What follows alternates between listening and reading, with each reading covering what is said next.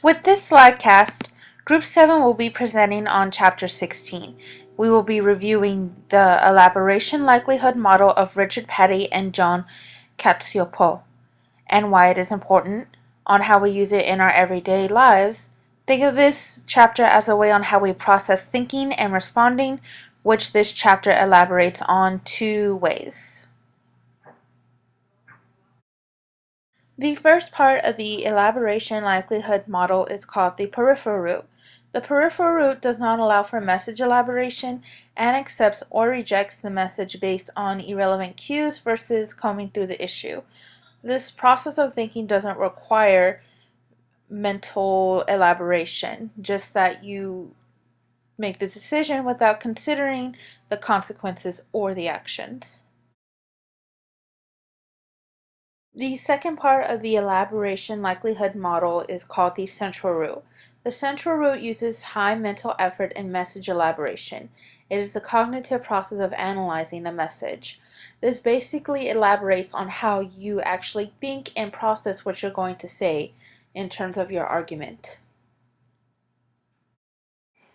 In the peripheral route, these are trigger responses that you would use. I'm going to be saying the phrases that you would say along with them.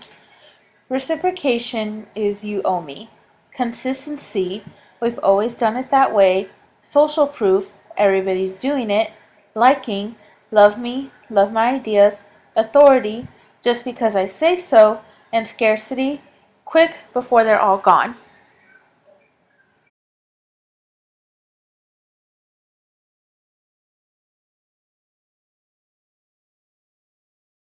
This is the central root process.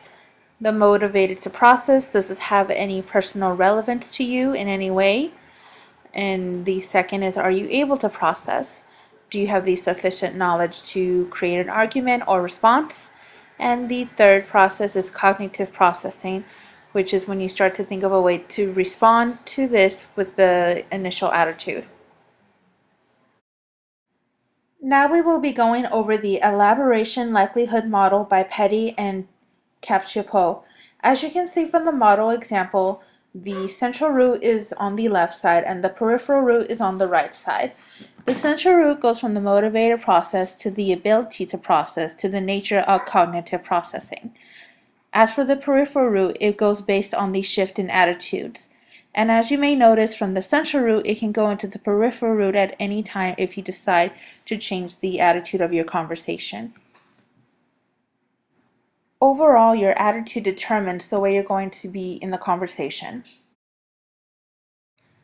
Now we will be going over the different examples that our group has done to go over the peripheral root and the central root.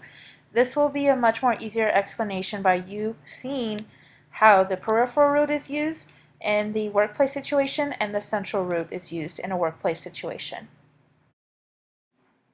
Now that we have finished the review on Chapter 16 on the elaboration likelihood model of Richard Petty and John Cacioppo,